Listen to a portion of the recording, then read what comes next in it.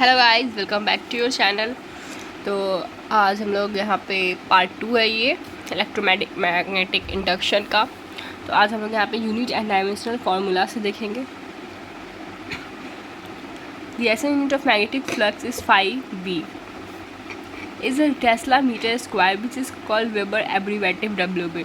ये जो SI unit है मैग्नेटिक फ्लक्स का, उसको हम लोग 5B से भी डिनोट करेंगे और ये टेस्ला मीटर स्क्वायर है। और इसे हम वेबर भी कहते हैं, abbreviate weber. 1 WB equal to 1 T m square.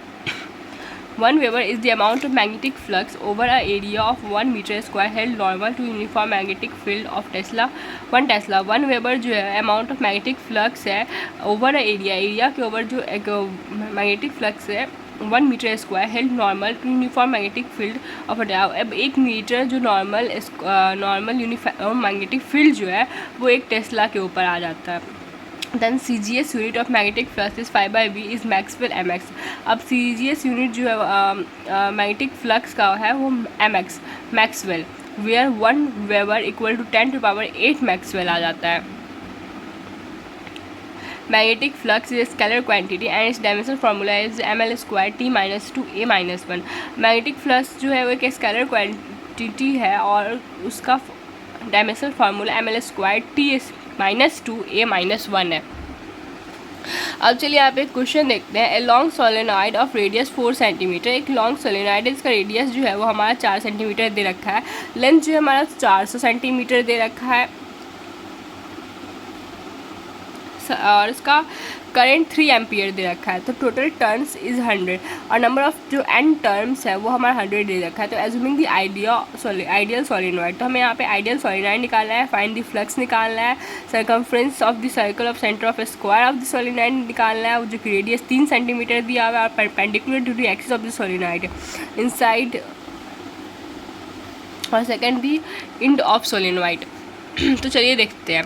अब देखिए एक सोलेनॉइड जो है हमारा ग्राफ दे रखा है जिसका n नंबर ऑफ टर्न्स 100 है और जो रेडियस है वो हमारा 4 सेंटीमीटर दे रखा है और ये जो हमारा इसका लेंथ है वो हमारा 400 सेंटीमीटर दे रखा है। तो फार्मूला आ जाएगा n equal to number of turns by length. तो नंबर ऑफ टर्न्स हमारा जैसे 100 दिया हुआ है उसका वैल्यू पुट कर देंगे और लेंथ जो है हमारा यहाँ पे 4 है तो वो हम 4 पुट कर देंगे और 25 उसको डिवाइड करके तो यहाँ पर आ जाएगा हमारा 25 टर्न्स। तो हमारा n निकल गया 25 टर्न्स मीटर पर मीटर।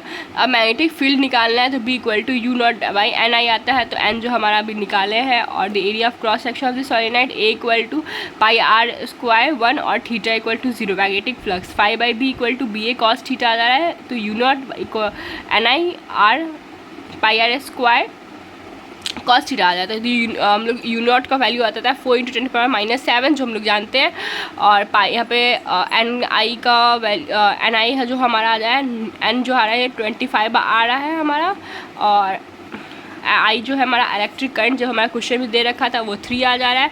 फिर पाई × 3 × 10⁻² -2 हमारा वैल्यू आ जा रहा है। ओके, उसको सॉल्व करेंगे तो हमारा ऐसा कुछ 0.27 10⁻⁻6 GW भी आ जाएगा। तो फिर उसको सॉल्व करें तो हमारा 10⁻⁻6 हट करके 0.27 UW भी आ जाएगा। At the end of magnetic field of the solenoid. अब उसका magnetic field of the solenoid देखते हैं हमारा B equal to 1/2 U0 NI।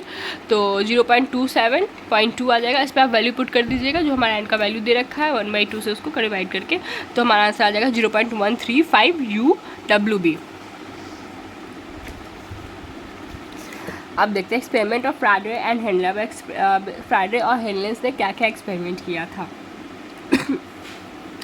Discovery and understanding of electromagnetic induction are based on the long series of experiment carried out by Faraday and Henry.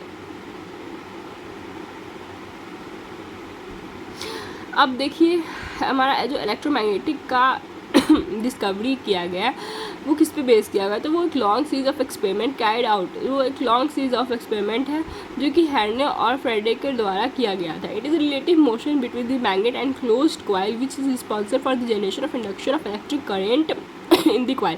अब जो magnet और एक closed coil के बीच में जो रिलेटिव मोशन है जो कि रिस्पॉन्सिबल है जनरेशन ऑफ इलेक्ट्रिक करंट का जनरेशन का।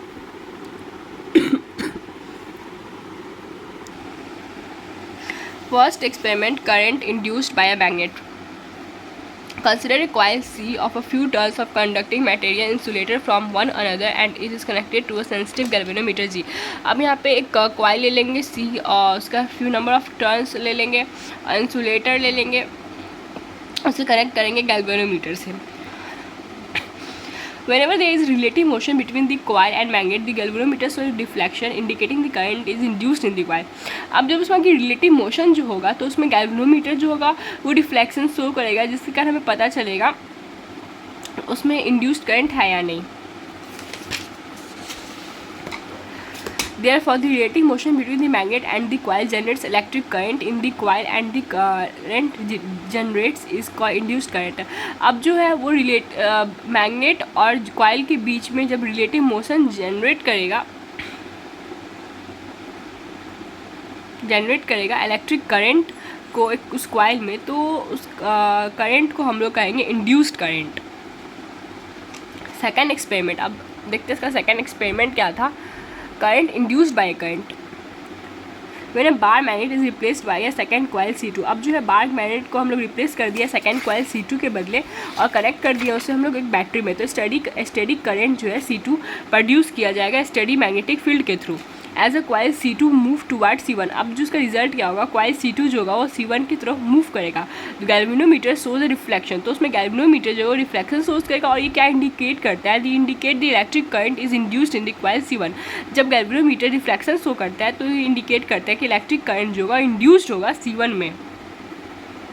When coil C2 is moved away the galvanometer show deflection again but the same time the opposite direction। अब जब C2 जो होगा उसको हम लोग उसे दूर करेंगे तो गैल्वेनोमीटर जो डिफ्लेक्शन शो करेगा बट सेम टाइम पे एंड बट अपोजिट डायरेक्शन में the reflection last as long as C2 in the motion. अब देखते हैं थर्ड एक्सपेरिमेंट क्या है, current induced by a changing current. The figure show that two coils C1 and C2 held stationary. Coil C1 is connected to the galvanometer G। अब यहाँ पे देखते हैं दो कॉइल लेते हैं हम लोग C1 और C2 और इसमें से C1 जो है वो हम लोग उसको गैल्वेनोमीटर से जोड़ देते हैं। When the coil C2 is connected to a battery through a tapping key K।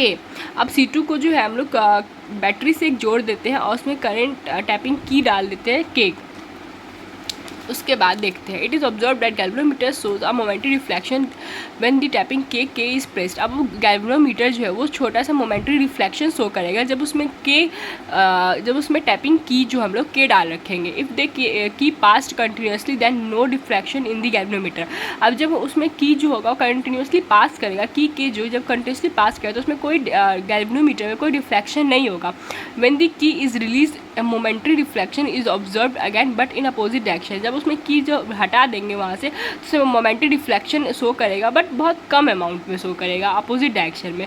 All experience observation lead to us conclude that the current in induced in the coil whenever amount of magnetic flux linked with the coil change. अब इस above experiment से हमें ये पता चलता है जब amount of magnetic flux link with the coil ये तभी चेंज होगा जब उसमें मैग्नेटिक फ्लक्स जो होगा वो लिंक किया जाएगा हमारे कॉइल से। अब देखते हैं दूसरा Faraday's law of electromagnetic induction. अब यहाँ से देखते हैं on the basis of the above experiment following these are two law of Faraday and electromagnetic induction started as below. अब इस सभी से हमें पता चलता है कि फ्राडे का दो लॉ है, फ्राडे first rule and फ्राडे second rule. तो इसको हम लोग नेक्स्ट वीडियो में देखते हैं।